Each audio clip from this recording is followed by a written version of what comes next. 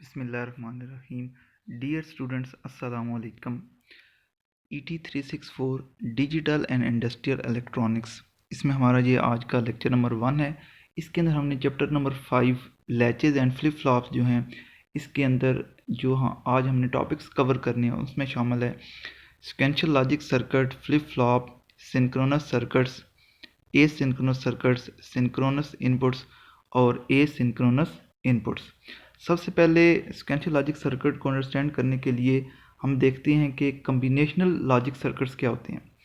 Combinational logic circuits ऐसे circuits होते हैं जिसमें कुछ इनपुट्स होती हैं और एक या एक से ज़्यादा आउटपुट्स होती हैं। इस केस में जो आउटपुट है वो सिर्फ और सिर्फ इनपुट्स पर डिपेंड करती हैं।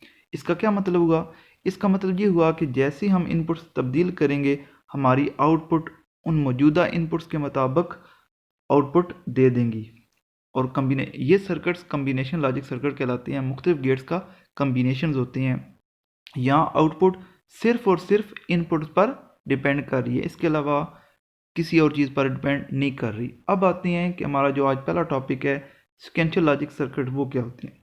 सीक्वेंशियल लॉजिक सर्किट ऐसे सर्किट्स होते हैं जिनकी आउटपुट मौजूदा इनपुट के अलावा साबिका इनपुट्स पर भी डिपेंड करती है। यानी कि अभी जो आउटपुट आई है, जो मौजूदा इनपुट्स थी, इन पर भी डिपेंड करती है और साबिका इनपुट्स पर भी डिपेंड करती है। इसको हम इस डायग्राम से ज़ाहिर करते हैं कि हमारे पास इनपुट्स हैं, आगे कम्बिनेशनल सर्किट है और आउटपुट आ गई है। अब ये जो आउटपुट है दोबारा फीडबैक हो रही है कम्बिनेशनल सर्किट में। अब नेक्स्ट टाइम जब इनपुट हम अप्लाई करेंगे तो जो पहली आउटपुट है वो भी इस सर्किट में शामिल होकर हमें आउटपुट देगी। अब जो पिछली आउटपुट है वो हमारे पास सेव तो नहीं रहती, इसके लिए हमें कुछ डिवाइस चाहिए जो उस पिछली आउटपुट को सेव रखेगी। आप इस ब्लॉक डायग्राम में देख सकते हैं कि यहाँ मेमोरी एलिमेंट्स लिखा हुआ है। इनपुट्स हैं और आउटपुट्स हैं, और जो आउटपुट है वो मेमोरी एलिमेंट के अंदर सेव होगी और दोबारा वो इनपुट के साथ शामिल होगी।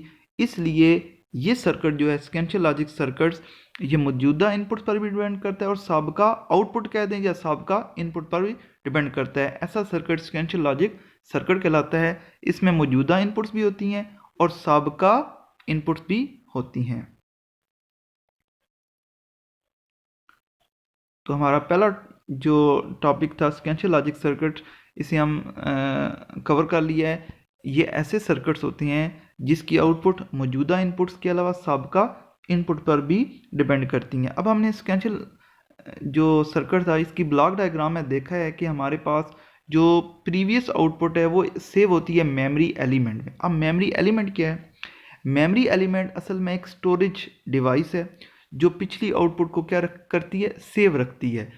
अब यही इस चैप्टर का लैचेज और फ्लिप फ्लॉप्स, यही इस चैप्टर का मेन टॉपिक है, मेन थीम है कि हमने वो जो मेमोरी है वो क्या चीज़ है, वो किस तरह बनाई जाती है।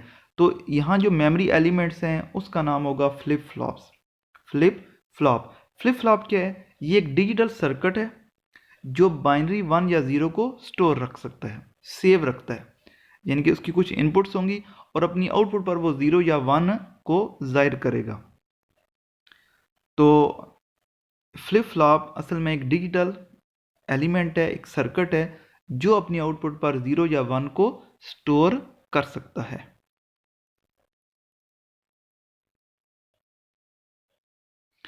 अच्छा, हमारा तीसरा जो टॉपिक है वो है सिंक्रोनस सर्किट्स। सिंक्रोनस सर्किट्स को अंडरस्टैंड करने के लिए हम पहले दो टर्म्स पढ़ लेते हैं। एक है क्लॉक और दूसरी है ट्रिगर। क्लॉक असल में एक पीरियोडिक सिग्नल है जो सीक्वेंस ऑफ पल्सेस पर मुश्तमिल होता है, जैसा कि आपको इस डायग्राम में नज़र आ रहा है। क्लॉक एक पीरियोडिक सिग्नल है और उसमें सीक्वेंस ऑफ पल्सेस हैं। इसको आप क्लॉक सिग्नल या क्लॉक पल्सेस कह सकते हैं। तो आप देखिए, हम इस डायग्राम में आपको जो क्लॉक सिग्नल नज़र आ रहा है इसके अंदर मैंने 3 पल्सेस बनाई हैं। ए से लेकर ई तक एक पल्स है, इसी तरह आगे रेपिटेशन ऑफ पल्सेस है। एक पल्स के अंदर आपको 4 पोर्शन नज़र आ रहे हैं। पहला पोर्शन ए से बी है, इसको कहते हैं लेवल 0। फिर सी और डी है, उसको कहते हैं लेवल 1। अब ए से बी वैल्यू 0 है और सी से डी वैल्यू 1 है। अब इन दोनों वैल्यूज़ के दरमियान एक वर्टिकल लाइन आपको नज़र आ रही है जो कि बी से सी तक है और फिर डी से ई तक है, ये भी वर्टिकल लाइन है। ये असल में दोनों 0 और 1 के दरमियान बाउंड्री है, एज है, इसलिए इनको एज कहते हैं। जो एज पहला है बी से सी, इसको पॉजिटिव एज कहते हैं या इसको राइजिंग एज कहते हैं। राइजिंग एज क्योंकि वो 0 से 1 की तरफ जा रहा है, इसको राइजिंग एज कहते हैं और इसी को हम पॉजिटिव एज भी कहते हैं। जो दूसरा एज है वो डी से ई की तरफ है और वो फॉलिंग एज है, इसको हम नेगेटिव एज कहते हैं। जो 0 से 1 की तरफ लेकर जा रहा है उसको पॉजिटिव एज, और जो 1 से 0 की तरफ लेकर आ रहा है उसे हम कहते हैं नेगेटिव एज। अब कोई भी जो सर्किट है उसकी इनपुट्स होती हैं और आउटपुट्स होती हैं, ये तो हमने देखा है। अब अगर वो इनपुट्स इस क्लॉक सिग्नल के साथ हम आंग मीन ये जो 4 पोर्शन है, इन चारों में से किसी एक पोर्शन पर वो इनपुट्स ले और आउटपुट दे, तो उस सर्किट को हम कहते हैं सिंक्रोनस सर्किट्स। यानी कि उस सर्किट्स में क्लॉक भी शामिल होती है, जैसा कि आपको इसको ब्लॉक डायग्राम में नज़र आ रहा है। सिंक्रोनस सर्किट्स इनपुट्स हैं और साथ क्या है, क्लॉक का जब वो ट्रिगरिंग एज आएगा, चाहे पॉजिटिव एज है या नेगेटिव एज आए, तब वो अपनी इनपुट्स को आउटपुट में तब्दील करेगा। यानी कि ऐसे सर्किट के लिए क्लॉक का होना लाजमी है। जब क्लॉक का वो सिलेक्टेड पोर्शन आएगा, चाहे वो पॉजिटिव एज है चाहे वो नेगेटिव एज है, उस पर इनपुट्स कन्वर्ट हो जाएंगी आउटपुट पर, तो ऐसे सर्किट कहलाते हैं सिंक्रोनस सर्किट्स। और जो ऐसी इनपुट्स होती हैं जो क्लॉक के ट्रिगरिंग एज पर, चाहे पॉजिटिव एज हो या नेगेटिव एज, उस पर आउटपुट पर मुंतकिल होती हैं, ये जो इनपुट्स हैं वो सिंक्रोनस इनपुट्स होती हैं, और ये जो सर्किट होगा वो होगा सिंक्रोनस सर्किट। सेकंड है ए सिंक्रोनस सर्किट या ए सिंक्रोनस इनपुट्स। इनका क्लॉक से कोई तल्लक नहीं होता, ये क्लॉक से कोई सिंक्रोनाइज नहीं होते। ऐसे सर्किट्स सिर्फ और सिर्फ इनपुट पर डिपेंड करते हैं और हमें क्या दे देते हैं, आउटपुट। और ये सर्किट्स ए सिंक्रोनस या गैर सिंक्रोनस सर्किट कहलाते हैं। और ऐसी इनपुट्स जिन पर मौजूद डेटा क्लॉक पल्स के बगैर आउटपुट पर मुंतकिल हो जाता है, वो कहलाते हैं ए सिंक्रोनस इनपुट्स। ये जो इस तरह हमारा ये लेक्चर कंप्लीट हो गया है। इस लेक्चर के अंदर आपने जो शॉर्ट क्वेश्चन है वो आपने शॉर्ट क्वेश्चन नंबर 1 से लेकर 5 तक कवर कर ली हैं। Thank you very much.